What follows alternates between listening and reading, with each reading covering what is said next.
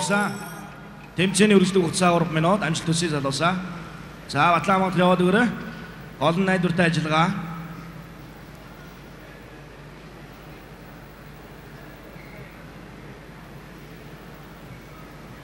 За нэг үйлдэлээр 7-г аваад явчлаа. Батлан хамгаалалт бол 5-ыг авдаг. Навчнуудаа байршуулж байна. Алин жилийн зорилго бол бид нэр анх удаа баг орсон шахав. Туршлага судлах зорилгоор нь орсон. Яг ямар хөө байдیں۔ Яаж хийх үү? Батлан хамгааллын их сургуулийг волейболын 2008 онд анх удаа Робокон тэмцээнд оролцож байсан бөгөөд энэ жил 2 дахь удаага дахин оролцож байгаа юм. Багийн удирдагч багш Уянга Энкватор. Адилхан бүгдээрээ л анх удаа оролцож байсан хүмүүс байсан. Тэгэхээр нэг өмнө жил орж ирсэн ах нар гэж байгаагүй. Тэгээд бөөнөр адилхан 1-2 дахь курсийнх байсан болохоор бас заазуулах ах нар гэж байгаагүй. Тэгээд энэ багшаасаа л бүх юм мэдчих авсан. Тооцсон 20 оноо 30 оноо. За одоо автомат ажиллана. Батлан хамгааллын их сургууль 2008 оноос хойш 5 жилийн дараа энэхүү робоконы өрсөлдөөний их талбарт шинэ багаа илгээсэн нь волей багийнхан байлаа. 1-2 дугаар дамжааны оюутнуудаас бүрдсэн волей багийнхан өнгөрсөн жил үндэсний роботын тэмцээний хагас шударгаас шалгарч цаашлаад шударгын тоглолтод өрсөлдөж чадсан юм. Анх удаа орж байгаа шинэ гишүүдийн хувьд энэ бол чамлахааргүй амжилт байлаа. Нодлон анхаарал манай хийсэн роботод алдаа өнөд дутагдах юм бол нөө хийн цилиндрээр хийж шахтаа хийгээ алдаад тэгээд зарим тохиолдолд нөө талбай дээр гарчаад нөө хийн хөрөлцөхгүй юм ингээ унжаа явж ах жишээтэй. Хийний асуудал дээр их асуудал гарч ирсэн. Энэ жил одоо нөөц ихтэй. Тэгээд автомат гараавтайгаа програм палат эдрээ бас 2-3 одоо илүү нөөцөн запаасан таа. Энэ жилийн хувьд гэх юм бол одоо нодлон жил орсон арай өөр санагдаж байна. Тэгээд бас зарим талаараа ч гэсэн зарим зүйл нь амархан гэх юм уу арай хэлбэр санагдаж байгаа. Амархан жижиглэж болохгүй.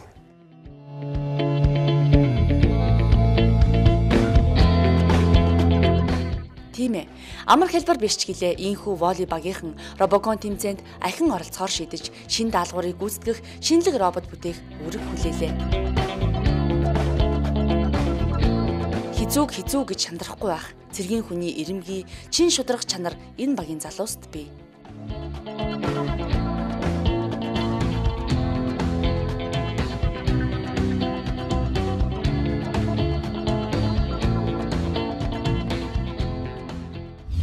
Ерөнхий ивент тэтгэгч, дэлхийд тэргүүлэгч Монголын уулуурхайн компани оюун толгой. Сайн байцгаана, энэ өдрийн мэндийг хүргэе. Үндэсний робокон тэмцээнд оролцож байгаа Батлан хамгааллах их сургуулийн волей багийн ахлагч хосоор байна. Манай баг маань 2013 онд анх удаа амжилттай оролцож байсан. Энэ жил түрүү жилийнхээ амжилтыг улам бацуул дээшлүүлэх зорилгоор оролцож байгаа. Тэгэд манай багийнхантай танилццгаая.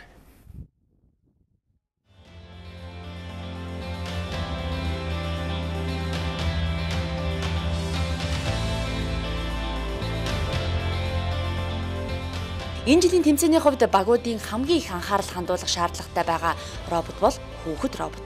Хүүхэд робот их роботороо зөөлөн, савлуур, дүүжин дайчин зэрэг тоглоомууд дээр очих хэдий ч эдгээр тоглоомн дээр өөрөө тоглох учиртай.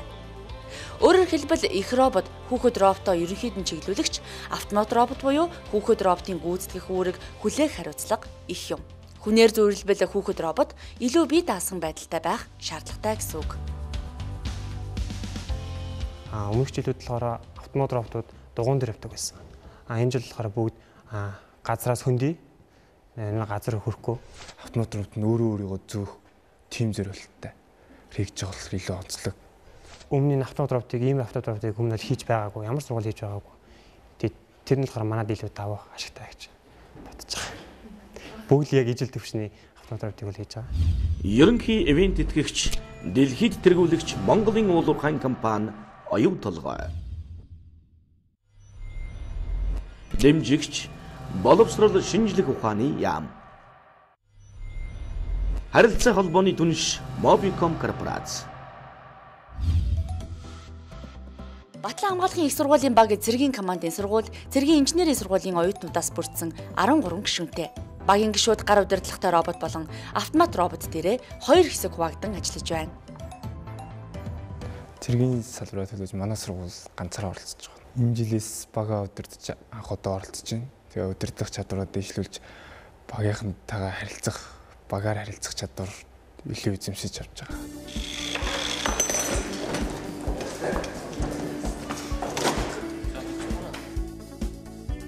Робокон тэмцээнд өрсөлдөх роботыг бүтээх амархан гэж ямар ч багийн туршлагатай гишүүн хэлэхгүй. Амаргүй ч гэсэн хийхийг, бүтээхийг хичээж зорж хөдөлмөрлөж чаддаг учраас тэдний мэдлэг хөдөлмөрөөр робот бүтдэг юм. Зургатаа харахад ам мөртлөө амхаа харагдсан. Зүгээр нь үйлдэлийг явж байгаа мөртлөө өөр ингэ хийгээд тэгэхээр ямар хэцүү. Бас тэрийг робот хийгээд тооцоол хэрэгтэй. Маш их тооцоол хэрэгтэй. Тэгэхээр механик хийцтэйгээд эхлээд айгүй нарийн хэмжээтэй шаарддаг. Тэгэл айгүй их чадвар шаарддаг. Тоглоомын талбайд автомат робот 1, 2 биш 4 даалгавар гүйцэтгэнэ. Шонтой давцсан дамжих, дүүжин дайжин дээр тоглох, савлуур дээр савлах, шатаар авирах зэрэг 4 даалгаврыг гүйцэтгэхийн тулд 4 өөр эрсдлийг тооцоолон 4 өөр шийдлийг нэг роботонд зохицуулах учиртай. Гэхдээ зөвхөн техникийн шийдэл хийцэд анхаарал хандуулах нь хангалтгүй. Роботын хэмжээ жинд ч мөн анхаарах хэрэгтэй юм. Дүрмд заасан хэмжээ жингээс тухайн робот хэтрэхгүй байх ёстой. Ингэхлээр хэмжээ жингээс эхлээд олон даалгаврыг гүйцэтгэх чадвар, хурд хүч гээд роботыг бүтээхэд түн бүмэн тооцоолол шийдэл эрэл хайгуул хэрэгтэй болно. Дүрмд баригдаж идэг ба. Тэгэл фол болох дээр нэг шийдэл олцсон байхад тэр нь одоо доошоо тавцан төрөх ёстой ч гэдэм. Тэгэхээр дахиад нэг өөр шийдэл гаргаж ирэх хэрэг болно. Тийм болохоор энэ бүгдийг базаад маш хялбар хурдан нэг шийдлэр хийдэг байх юм бол ер нь цаг их хожно, хурдан ялтан төргөн гэсэн үг л. За энэ хийгээд чи тэгээд дараа. Эхлээд нэг робот хийсэн. Тэр нь ерөөсөө болоогүй. Дутагдaltaй тал зөндөө байсан. Тэгээд дараад нь дахиад нэг турч үзсэн. Тэгэл ер нь болохгүй байсан та. Шонтой давцан дамжих, дүүжин дайжин дээр тоглох, савлуур дээр савлах, шатаар авирах зэрэг 4 даалгавраас шонтой давцан дамжих даалгаврыг амжилттай богино хугацаанд гүйцэтгэх шийдлийг залуус их хайжээ. Шийдэл даалгаврыг найдвартай гүйцэтгэж чадхаар байлаач волей багийнхан тоглолтын 3 минутанд багтаж, бүх тоглоомн дээр амжилттай тоглож, шатаар авирч, ялалтын тугаа мандуулж чадах тийм робот бүтээхийг зорин ажиллаж байна. Пол волкон дээр л ерөөсөө болж өгдөгөө. Цилиндрээр шийдэхээр базуур нь барьж өгөхгүй тэгээд тийм дутагдaltaй тал байсан. Шонтой тоглоомын бүсийн хувьд эцэг их робот хүүхэд роботыг эхний шонгийн тулгуур тавсан дээр байрлуулна. Харин дараа нь хүүхэд робот нэг ч шон алгасалгүйгээр 4 шон тус бүрийн тавцанг дамжиж явах ёстой. Үүний дараа эцэг их робот хүүхдийг буцаан авч өөр дээрээ байрлуулна. Поли волкон болохоор давцанд хүрэх ёстой байгаа. Тэгээд тийм учраас манайх ер нь давцангаас шонгоос хойш давцангаасаа бадж явахаар шийдсэн байгаа. Тэгээд ер нь мотороор бадх хэсэг нь болохоор мотороор гүйж зөөгдөж очиж дараагийн давцангаасаа баддаг байгаа. Роботны шийдэл болонгууд их хэлбэрхэн. Тэгээд нэг юмар олон үйлдэл хийх. 4 үйлдэлийн хав шийдсэн байгаа. Тэгээд энэ болохоор поли волкон дээр дамжихтаа болохоор энэ болохоор юу нэгаа авчих хэсэг нэгаа. Тэгээд энэ болохоор сорон энд байрлах. Одоо энд сайн болохгүй болохоор тэгээ нойр мөрч өрөхгүй. Тэгээ өдрөө хоног яг дөхөөд байгаа болохоор тэгээ айгүй хэцүү байсан. Тэгээ одоо хамгийн сүүлийн робот болохоор ер нь болцоогоо шийдэн. Одоо ч барыг дуусч байгаа. Тэгээд ер нь автомат робот маань одоо механик хийц нь бол нэг 95% явж байгаа. Тэгээд хүндийн төвөө баган дууг нь авчиж байгаа даа. Тэгэнгүүт энэ мотор явж цаад болох гэсэн. Бэрээд хавччих байгаа. Ингээ авч. Тэгээд хавцсан өнөө энэ хоёр мотор эргээд их бие цаашаа авч байгаа. Зүгт. Ер нь манай робот маань холцоо мотор л их ажиллаж байгаа. Хий баг ашиглаж. Одоо мотороор бүх тоглоом дээр тоглож чадах. Тийм л санаа авсан. Тэгээд тэмцээн дээр болохоор угаасаа 6 паскад даралттай байх хэрэгтэйгээд заагаад өгчээсэн. Тэгэхээр их одлон цилиндр хийх гэхээр хүндрэлтэй байсан. Яг ингээд одоо ажиллах гэхээр тэмцээний явц даалгавраа гүйцэтгэхэд дутуу ер нь хий хөрөхгүй асуудал гарч ирж ирсэн. Дээшээ ингэж яваад энд их хамгийн ихтэй. Тэгээд энэ шахаад тэгээд Энэ одоо доош идэх юм. Инхээр энэ урагшаа унаад энэ дигээ гарч ирээд ингээд тэгээд тийшээ татаад.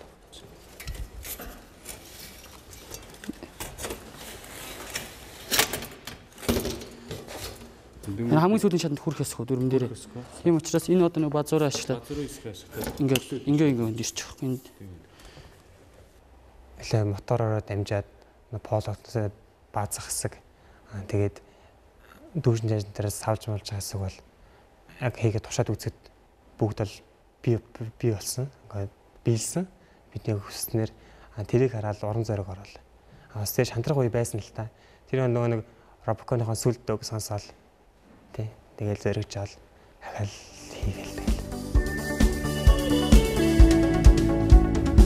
Санаа бодлоо нэгтгэхэд сэтгэн бодож бүтээ. Ямар зүйл шантралгүй ядаж өд тийм үү дуусахгүй ухаан цуцшгүй хөдөлмөр орон зайг битовчиж огтөргүй хязгаарт хүрнэ.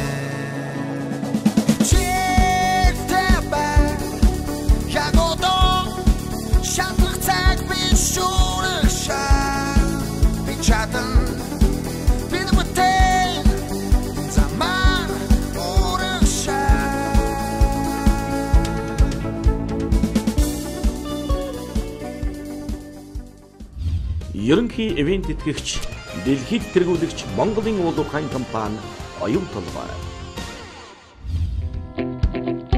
Нэг жил Робокон тэмцээнд оролцож туршлага хоримтлуулсан туршлагатай гишүүн гэдэг бол тухайн сургуулийн багийн үн цэнтэй хүн юм. Роботуудын эд ангитай зөөрлөл хамгийн хэрэгтэй, хамгийн чухал үүрэгтэй тийм л эд анги гэсэн үг. Тухайн багт 1-2 туршлагатай гишүүн байхад л бусад гишүүд тэднээс ихийг сурч богино хугацаанд чадваржиж чаддаг. Түрүү жил яг хажуу талаас нь харж байгаад эхэндээ бол роботууд ингэж ажилт юм гэжсэн. Тэгээд яг өөрөө ороод хийхлээр ямар хэцүү болох, тэр үнийг яаж хийх нь маш их бодох тэр юмнууд нь надад илүү сонирхолтой болж яг ажиллагааны зарчим мэднэсийг ойлгоод ирэхлээр одоо хичээл дээр мэдэж авч ирсэн зүйл мүлээ нэг сайн ойлгодгүй байсан бол ер нь Робоконд орохоор яг одоо сайн мэдэж энэ яг ингэдэг байсан юм байна штэ. Мэддгүй байсан зүйлээ өөрчлөө одоо ингэ практикт одоо ингэ туршаад үзэхээр яг сайн мэдэж авч байгаа юм. Үндэсний роботын тэмцээн энэ жил 13 дахь жилдээ зохион байгуулагдаж байна. 13 жилийн хугацаанд бид мэдлэгийг маш их туршлагыг хуримтлуулсан. Хуримтлуулсан мэдлэг туршлага багийн гишүүд нэг нэгэндээ өвлүүлэн оролцогч сургуулиуд багийнхаа залгамж халааг бэлдэж ирсэн учраас ийхүү 13 жил тасралтгүй бид өсч хөгжиж чадсан юм. Энэ л ёсоор Батлан хамгаалахын их сургууль мөн л багийнхаа ирэлж бүтээлч залуусын залгамж халааг бэлтгэхэд анхаарчээ. Тийм ч учраас өнгөрсөн жил тэд 1-2 дугаар дамжааны оюутнуудыг багтаа авч байсан эзэрхцээ энэ жилч мөн шинэ гишүүдийг багтаа эсвэлэн авсан байна. Энэ бол сургууль суралцагчдынхаа мэдлэг чадварыг нэмэгдүүлэхэд анхаарч байгаа хэрэг төдийгүй эх орныхоо ирээдүйн хөгжилд илүү ихээр хувь нэмрээ оруулах гэсэн том зорилт юм. Манай богд тусламжлж байгаа Батлан хамгаалах их сургуулийн захиргаанд баярлалаа илэрхийлье. Одоо сурч байгаа оюутнуудаас илүү энэ Робоконд орж байгаа оюутнууд бол илүү их юм мэдж авч байгаа. Өөрөө мэдэж олж авсан юм хүнд үлдстэй. Миний хувьд гэх юм бол эндээс их туршлага авъя, юм мэдж авъя. Тэгээд ийм тэмцээнд орох ямар нэгэн сэтгэл тийм зүйлийг өсч орсон. Манай багийн хувьд гэх юм бол одоо манай сургууль Робокон тэмцээнд орж чаднаа, амжилттай оролцож чаднаа гэдэг харуулгыг зорж орсон байна.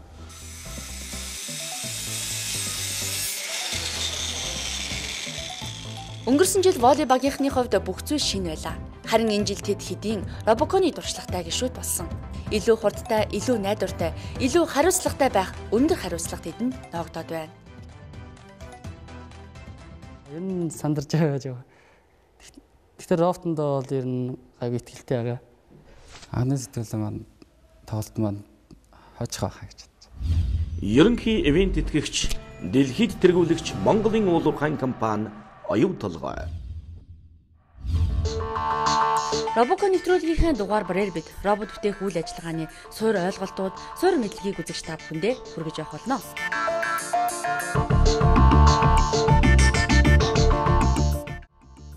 Иргэжил Робокон тэмцээнд оролцохоор зорж тэмүүлж буй оюутан залуустаа мэдлэг өгөх үүднээс Батлан хамгаалгын их сургуулийн волей багийнхан мотор сонголтын талаар тайлбарлахаар боллоо. Роботын гол хөдөлгөгч хүч буюу зүрх нь мотор юм. Тиймээс Робокон тэмцээнд оролцогч багууд мотор сонголтыг зөв хийхэд маш их анхаардаг. Захилгаан мотор нь захилгаан энергийг механи энерги болон хоригдох төхөөрөмж юм аа. За үүнд чийдэн, халаагуур мөн бусад захилгаан хэрэгслэл багтдаг. За 1820 онд Дани физикч Ханс Кристиан Эрстед, Францын физикч Андре Мари Амфертай хамтран захилгаан гүйдэл нь соронзон оронг бий болгохыг нээсэн.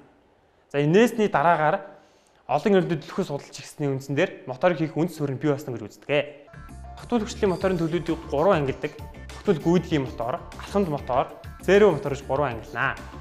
Тогтвол хүчлийн мотор нь энэ моторын эргэлтийн өнцөг нь дотоод оромогт хүчтлөгч тогтмос хорон зооронтой харилцсан үйлсний үр дүнд эргэлтийг бий болгодог.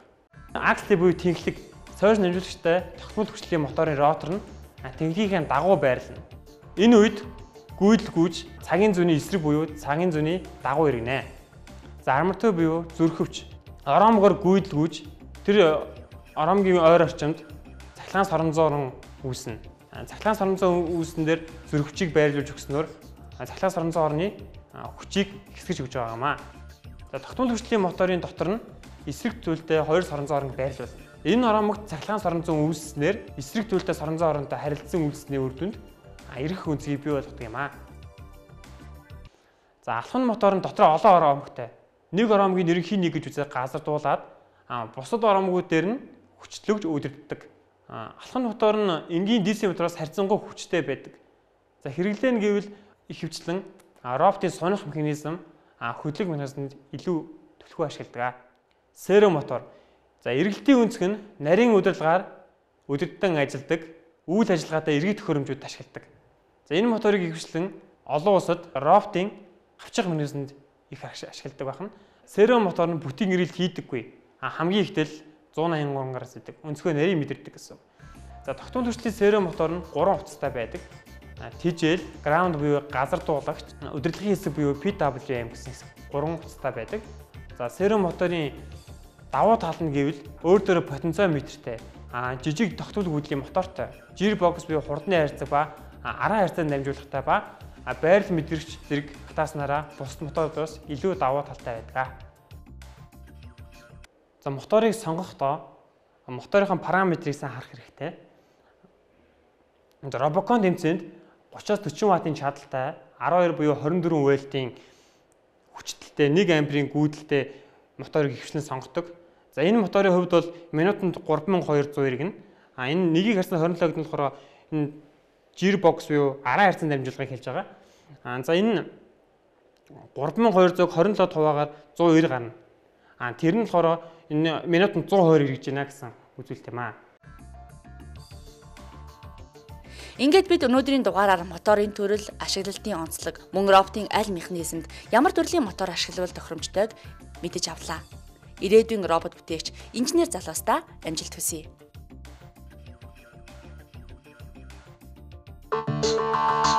Робокон нэвтрүүлгийнхээ дугаар барээр бид робот бүтээх үйл ажиллагааны суур ойлголтууд, суур мэдлэгийг үзэж та бүхэндээ хүргэж явах болно.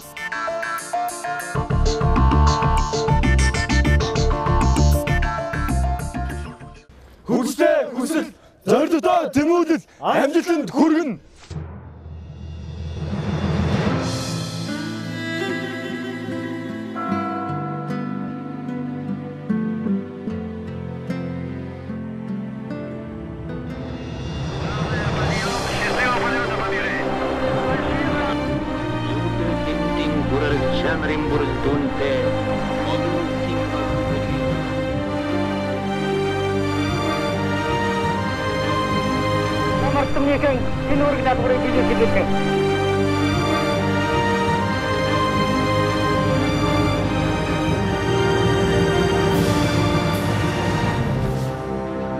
Тэмүүлэл амжилтын их.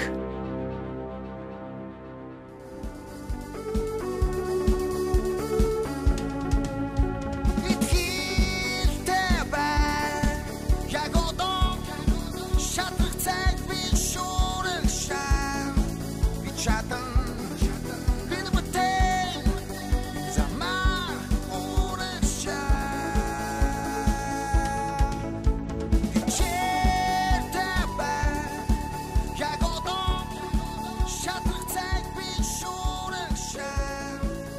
чадан